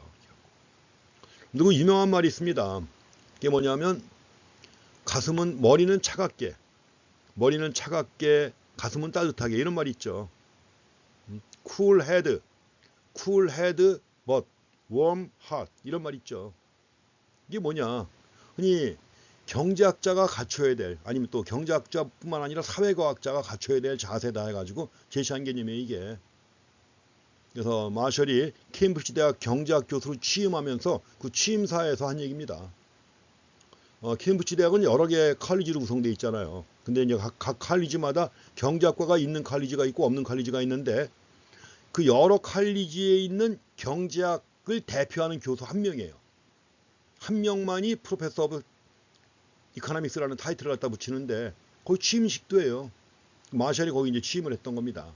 그러니까 이제 취임식 전날 마차를 타고 런던 시내를 돌다 보니까 마차가 그냥 지가 하는 대로 가는데 이스트엔드에 간 거예요. 런던의 이스트엔드 어디냐? 런던의 이스트엔드 그러면 빈민가입니다. 빈민가를 지나면서 그 빈민들의 아주 참혹한 생활상을 눈으로 본 거죠. 근데 경제학자가 이 사람들을 다 잘 살게 해줘야 된다는 거죠. 그래서 이제 과학자로서 연구를 갖다 하고 할 때는 쿨헤드, 냉철한 이성을 가지고 연구를 해야죠. 그렇지만 마음은 항상 웜하시라고 하는 거죠. 그러니까 유명한 말이고 많이 써먹는 말인데 그 말을 처음 하신 분이 알프레드 마셜입니다. 필요할 때 써먹으면 알고는 써먹어야죠. 그렇죠? 그래갖고 cool head but warm heart. 근데 실제 우리 삶은 어떤가요? 우리 삶은 cool head but warm heart인가요? 반대 아닙니까? cool heart. 마음은 차가워요. 그 다음에 머리는 맨날 흐리멍덩해 있고 warm head. 이렇지 않나요? 안 됩니다. 그렇게 하면 안 되는 거죠. 그래서 항상 따뜻한 마음을 가지고 이웃의 어려운 사람을 돌보고 하는 이런 것들이 경제학을 공부하는 경제학도가 할 일이다 하는 것입니다. 자, 다음에 이제 수요 공급 이론의 적용입니다. 이것도 이제 슬라이드가 꽤 많은데 한 10개쯤 됩니다. 이것도. 왜냐하면 수요 공급 이론이라는 게 결국 뭐예요? 현실 세계에 가격이 결정되고 거래가 이루어지는 이런 현실 세계의 상황을 가장 단순화해 가지고 보여준 게 바로 수요 공급 이론 모형입니다. 현실을 갖다 축약해 놓은 거예요. 그러니까 현실을 축약한 거라면 당연히 뭐예요? 현실 세계에 적용할 수도 있는 거죠. 그래서 실제로 수요 공급 곡선의 이동이 없는 한, 이동이 없다. 그럼 현실의 시장 가격은 항상 균형이거나 또는 가까운 데 머물러 있겠죠. 수요 곡선이나 공급 곡선의 이동이 없다. 그럼 현실의 시장 가격은 항상 균형이거나 아니면 가까운 수준에 머물러 있습니다. 왜냐하면 현실의 시장이라는 게 사실은 완전 경쟁 시장.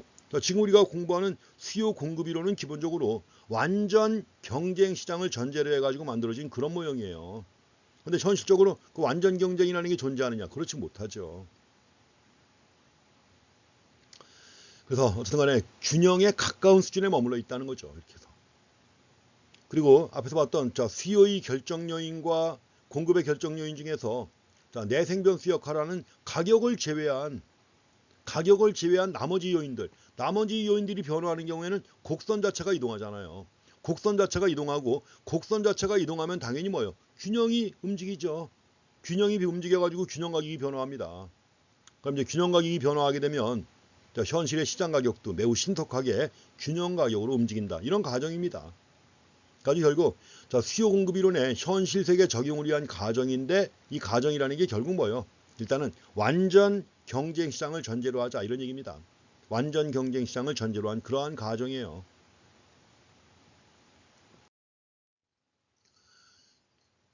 이 적용 중에 첫 번째 나오는 게 가격에 대한 규제입니다. 왜냐하면 시장에서 자유롭게 가격이 결정됐는데 문제는 시장에서 자유롭게 결정된 가격이지만 이게 너무 높거나 너무 낮은 경우가 있단 말이에요. 시장에서 결정된 가격이지만 너무 높다. 너무 높은 경우에는 뭐예요? 너무 높은 경우에는 소비자 부담이 커지죠.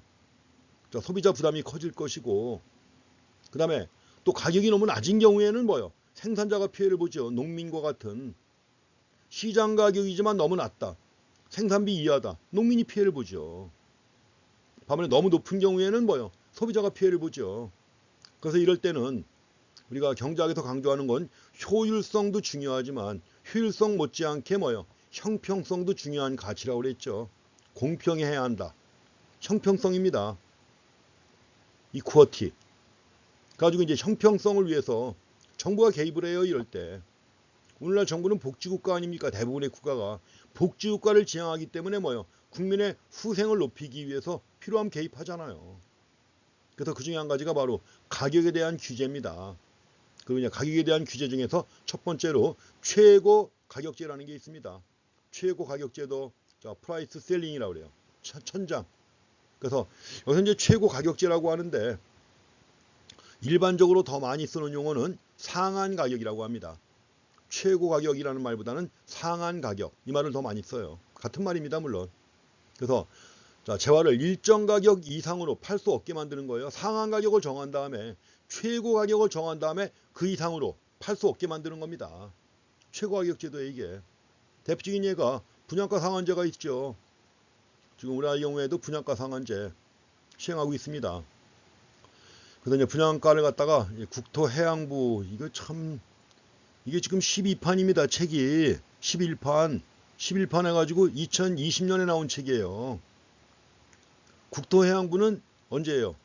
이전 정부에서 있던 부서가 국토해양부입니다. 지금은 국토해양부가 뭐예요? 갈라져가지고 두 개가 됐죠. 국토교통부하고 해양수산부하고 둘로 구분했습니다. 이게 김영식 교수 미쳤나 이거.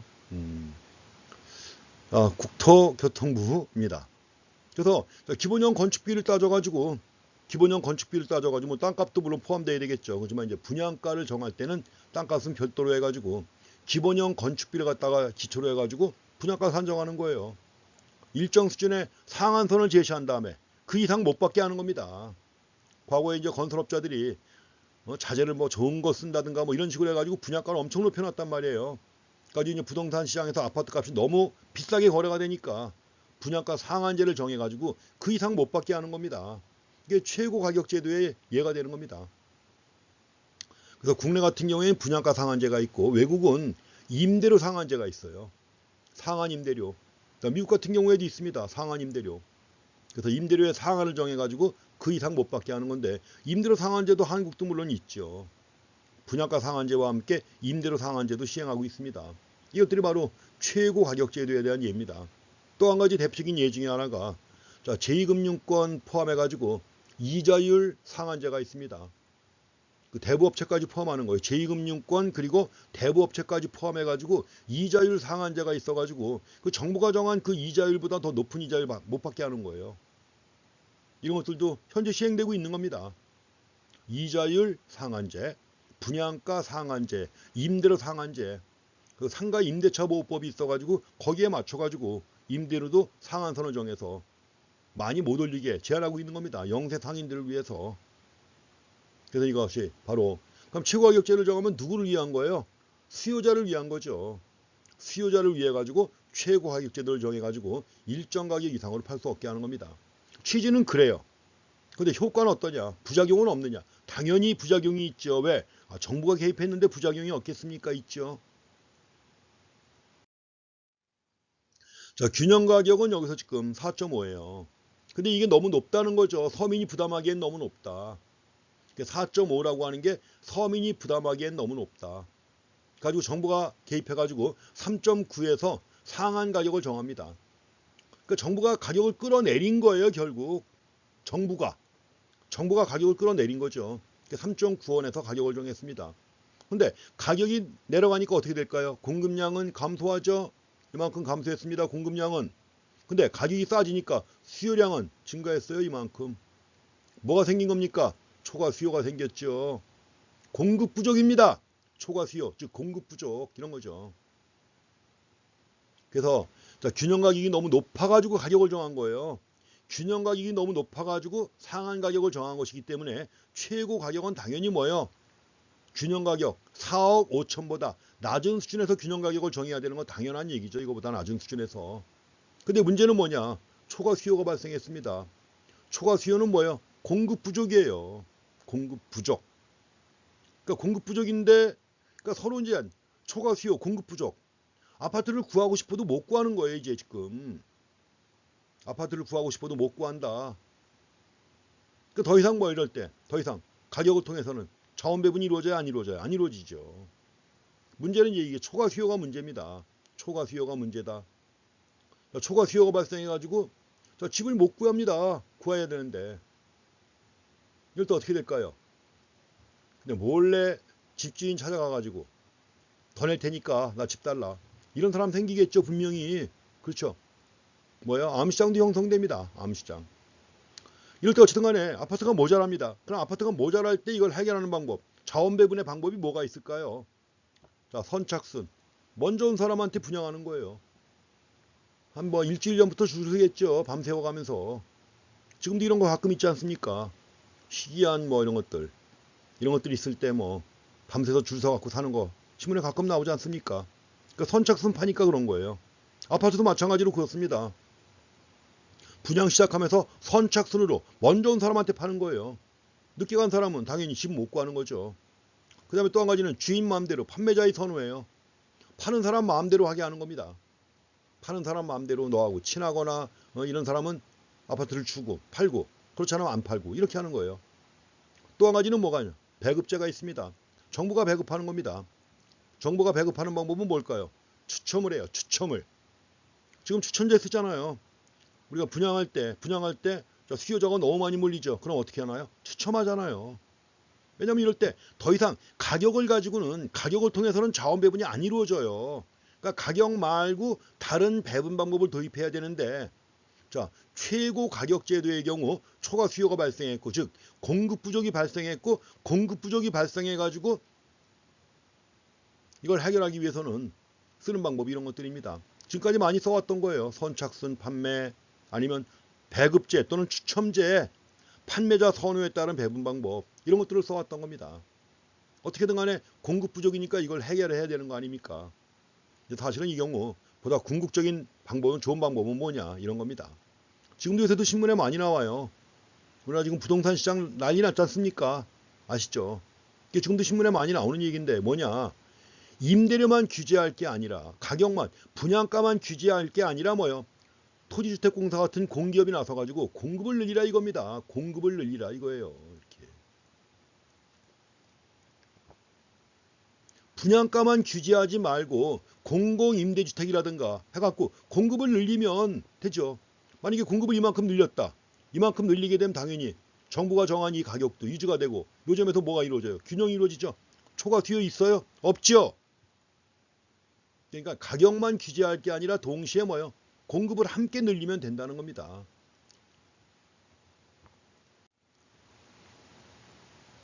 자, 최고가격제 효과 이렇게 해서 보시기 바랍니다. 말씀드린 것처럼 이럴 때 뭐요? 암시장이 형성되죠. 의뢰 형성됩니다. 암시장은 정부가 시장에 대해서 규제를 가하면 암시장은 항상 형성되는 거예요. 이런 경우에도 이제 몰래 비싸게라도 주고 살려고 하니까 암시장이 형성되죠. 이럴 때 암시장이 형성된 암시장 가격은 얼마가 될까요? 현재 정부가 규제한 최고 가격, 상한 가격이 3.9안이에요. 3.9인데 3.9에서 공급된 양은 이거밖에 안 된단 말이에요. 이거밖에 공급이 안 됐다? 그럼 암시장에서 기꺼이 지불하고자 하는 가격은 얼마냐? 수요 곡선까지 올라갑니다. 여기서 수요 곡선까지 올라가면 이 가격 나오죠. 이게 암시장 가격이에요. 6억 원. 원래 가격은 4.5인데 정부가 가격을 3.9에서 규제했단 말이에요. 그러니까 오히려 암시장의 거래 금액은 더 커지는 겁니다. 이거는 공급이 그만큼 부족해졌기 때문에 그런 거죠. 언제든지 가격만 규제하는 경우 뭐든지 다 마찬가지예요. 노동시장도 마찬가지입니다. 노동시장도 규제하면 당연히 암시장이 형성되죠. 가격을 상한 가격을 정하건 하한 가격을 정하건 항상 암시장은 나타나는 것입니다.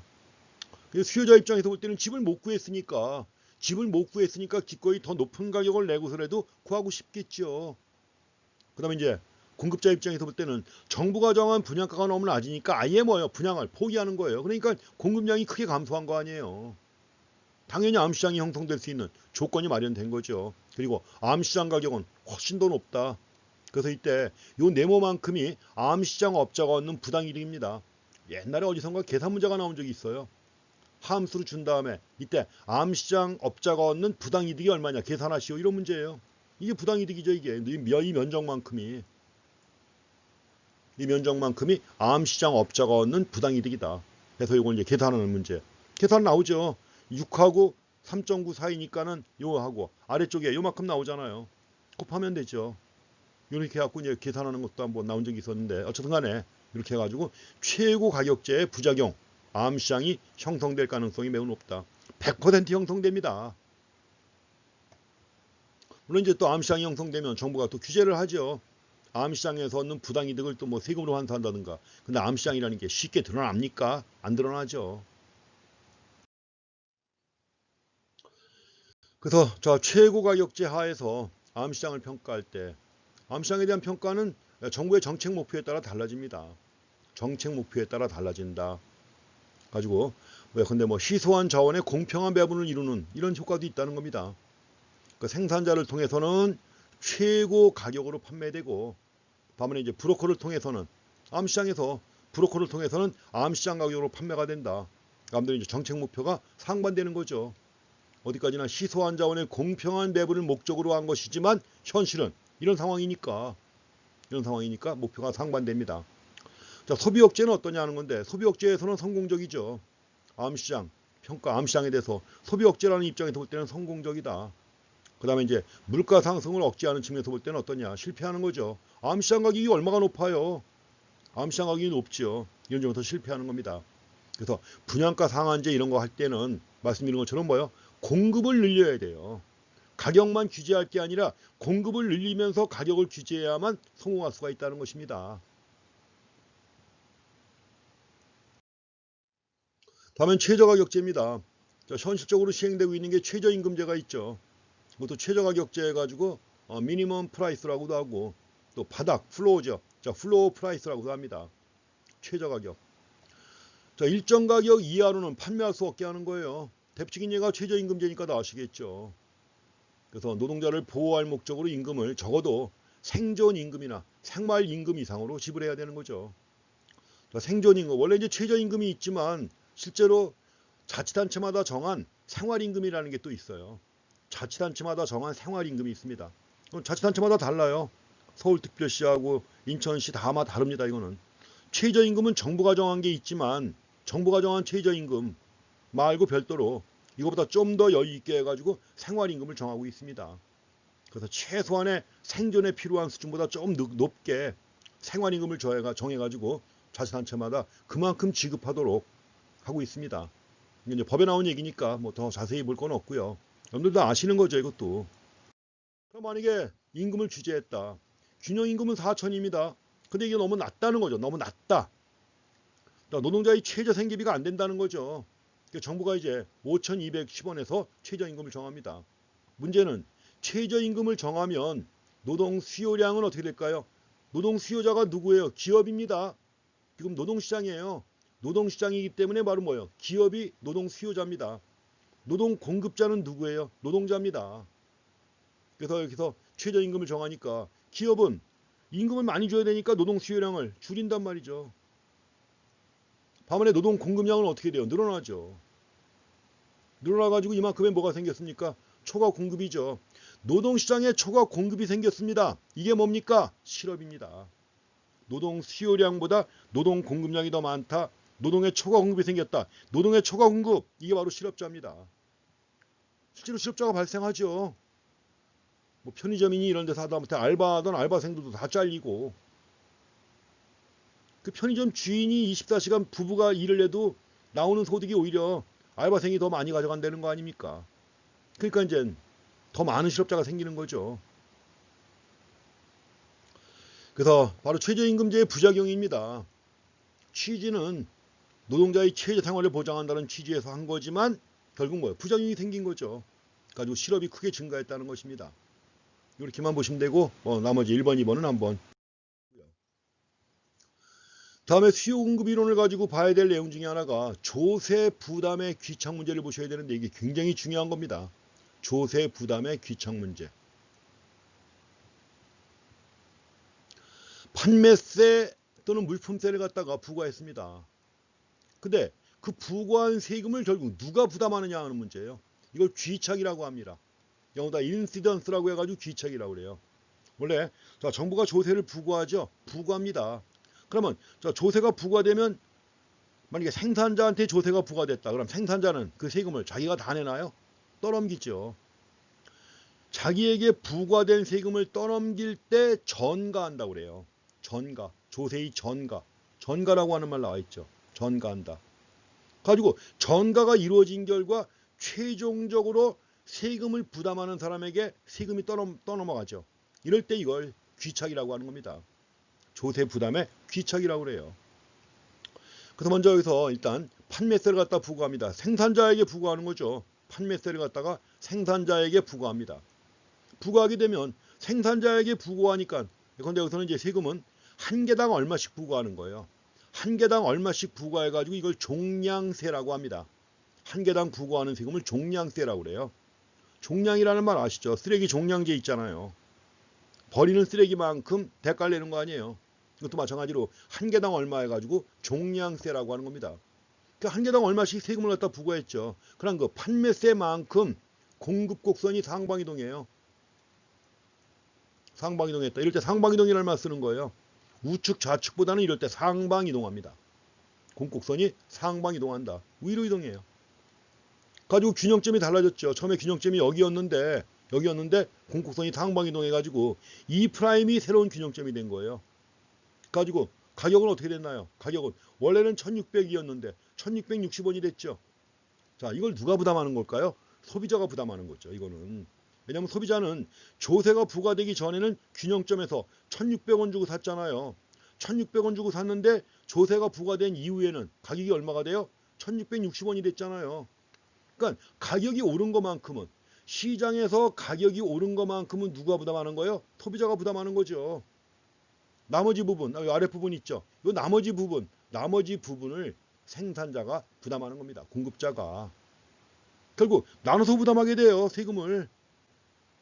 그래서 결국 생산자에게 조세가 부과됐는데 그 중에서 일부는 소비자에게 뭐 했다? 전가한 거예요. 가지고 결국 소비자와 생산자가 세금을 나눠서 부담하게 됩니다. 자, 세금을 갖다 부과해가지고 공급 곡선이 상방이동한 결과 가격 올랐습니다. 또 한 가지 거래량 감소했습니다. 이것도 확인하셔야 돼요. 거래량이 감소했다는 것도 확인하셔야 됩니다.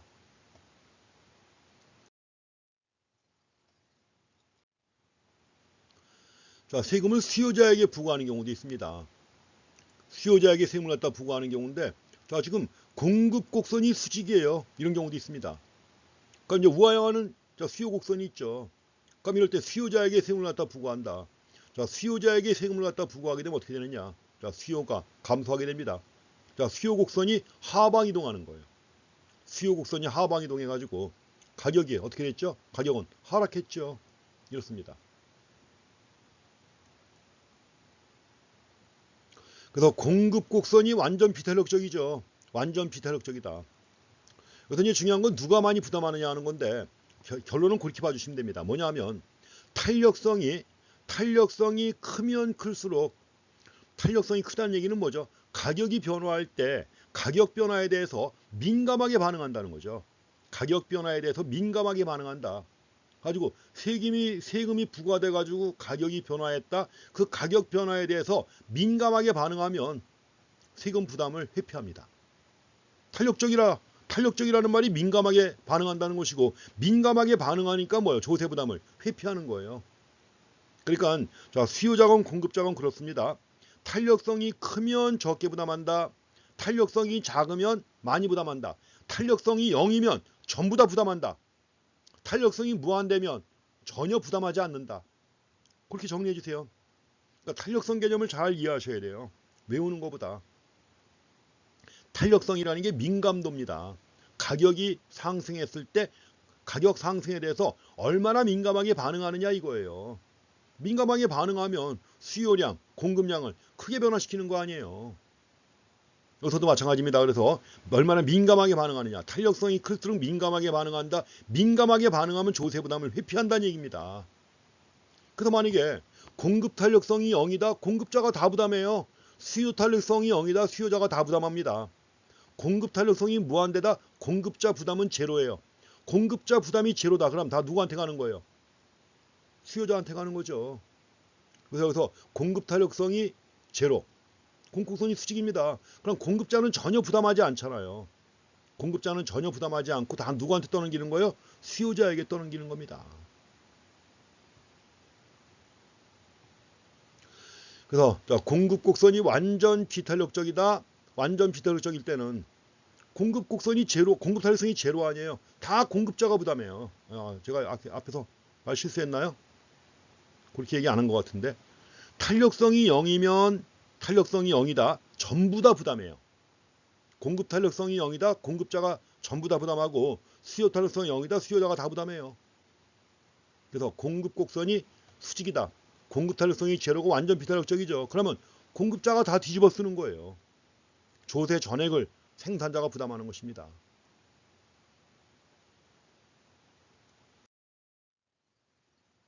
자, 이런 경우 지금 비교해 놨습니다. 뭐 조세 부담액인데 지금 말씀드린 것만 기억하시면 돼요.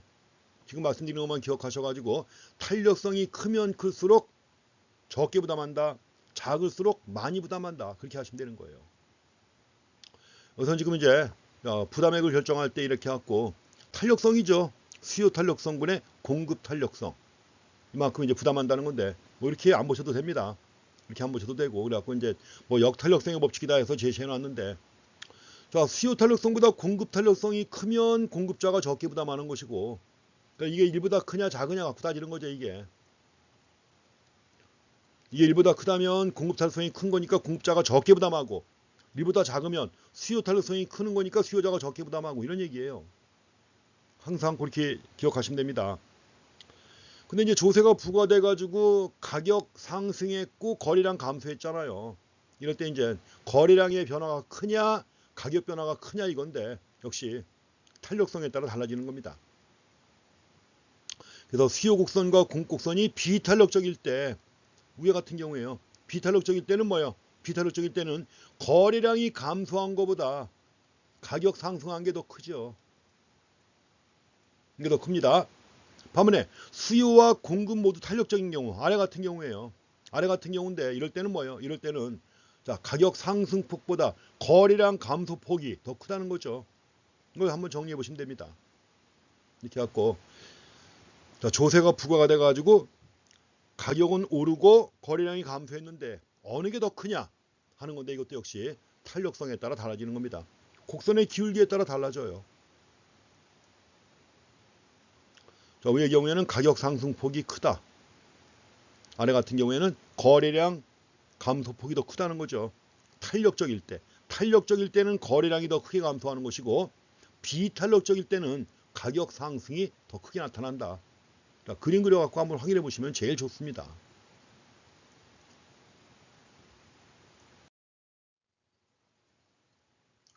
자, 또 한 가지 그 조세가 부과되면 거래량이 감소하잖아요. 거래량이 감소할 때 보세요. 원래 균형점에서는 거래량이 이만큼이었죠. 이만큼이었는데 조세가 부과돼가지고 거래량이 감소했습니다. 문제는 뭐냐? 앞에서 우리가 가격하고 요 사이죠. 앞에서 가격하고 수요 곡선 사이의 면적이 뭐였죠? 요 면적이 소비자 잉여였죠. 요 위에 삼각형 소비자 잉여입니다. 또 마찬가지로 가격하고 아래에 있는 부분이 뭐였어요? 생산자 잉여였죠. 가지고 요 균형점을 중심으로 해가지고 안쪽에 있는 삼각형, 안쪽에 있는 삼각형이 뭐예요? 총잉여, 총잉여 또는 뭐라고 그랬어요? 사회후생이라고 그랬잖아요. 사회후생이 있고 이럴 때 균형에서는 사회후생이 뭐예요? 최대화되는 거죠. 자원의 효율적 배분이 이루어지는 겁니다. 근데 문제는 뭐냐면 가격이 상승했잖아요. 세금이 부과돼가지고 가격이 상승했다. 거래량은 이만큼으로 줄었습니다. 줄어가지고 결국 여기 있는 삼각형 부분만큼 사회후생이 감소한 거예요. 아예 사라져버린 겁니다. 이게 아예 사라져버렸어요. 왜냐하면 여기서 소비자 잉여도 감소했고 생산자 잉여도 감소했지만 그래도 이 부분은 어디로 간 거예요? 이 네모 부분은. 이 네모는 정부의 세금으로 들어갔단 말이에요. 이게 정부의 세금으로 들어갔지만 오른쪽에 삼각형 부분은 뭐예요? 완전히 사라져 없어진 거예요.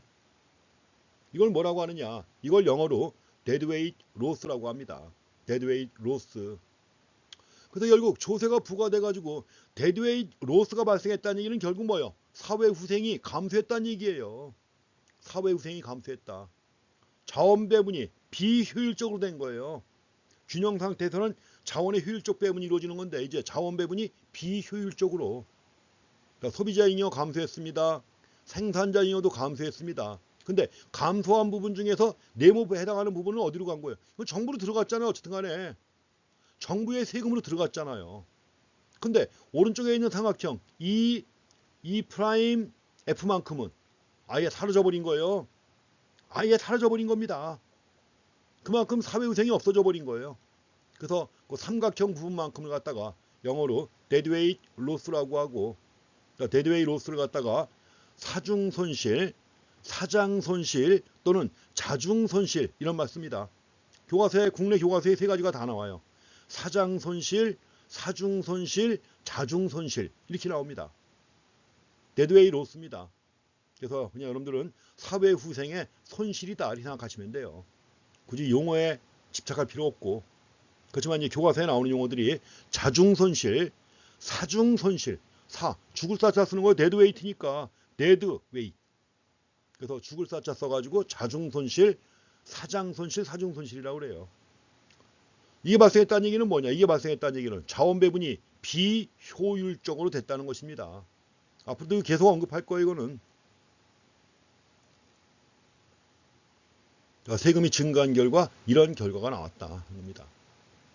그래서 종합적으로 정리해보면 그런 거예요. 지금 녹색 부분만큼 소비자 잉여였죠. 근데 소비자 잉여가 감소한 거예요. 감소해가지고 아래에 있는 사다리꼴 부분만큼 이만큼 없어져 버린 거예요. 아래에 있는 사다리꼴 부분 B, C, E, F만큼 없어져 버린 거예요. 이게 생산자 잉여였죠. 파란색이 생산자 잉여였는데 생산자 잉여도 줄었습니다. 가지고 이제 가운데 있는 네모만큼은 정부로 들어갔죠. 이만큼 정부의 조세 수입이 된 거예요. 노란색 부분만큼. 노란색 부분만큼은 정부의 조세 수입이 된 건데 그 오른쪽에 있는 삼각형 완전히 사라졌죠. 이게 바로 빨간색 부분 이만큼이 바로 뭐예요? 데드웨이트 로스입니다. 그래서 그만큼 이제 정부가 개입해가지고 세금을 부과한 결과 데드웨이트 로스가 발생했고, 데드웨이트 로스가 발생했다는 얘기는 결국 뭐예요? 자원의 비효율적 배분을 초래했다는 것입니다. 자, 생활과 경제학 해가지고 선물과 후생 손실에 대해서 한번 생각해 보시기 바랍니다. 이걸 한번 읽어보시기 바랍니다. 그 상대가 무슨 선물을 원하는지 모를 때, 이럴 때는 후생 손실 규모가 커질 수도 있다. 그래서 이제 선물보다는 오히려 현금이나 상품권이 보다 합리적이죠. 왜냐하면 이제 현금을 받게 되면 자기가 가장 원하는 걸 소비할 수 있잖아요. 그렇기 때문에 이게 더 큰 만족을 준다는 건데 이것도 경제학적으로 다 분석을 할 것입니다. 뒤에 가서. 자, 수요 공급 이론 가장 기본적인 이론이고 여러 군데서 적용하는 내용들입니다. 좀 길어졌는데 꽤 걸렸네요. 그렇죠? 그렇지만 이제 가장 기본적인 내용들이니까 책을 여러 번 반복해서 읽어보시고 뒤에 나오는 요약 꼭 읽어보시기 바랍니다. 그래서 앞으로도 이걸 중심으로 해가지고 여러 가지 응용하는 내용이 또 나옵니다. 이 시간 여기까지 하겠습니다. 자, 수고했습니다.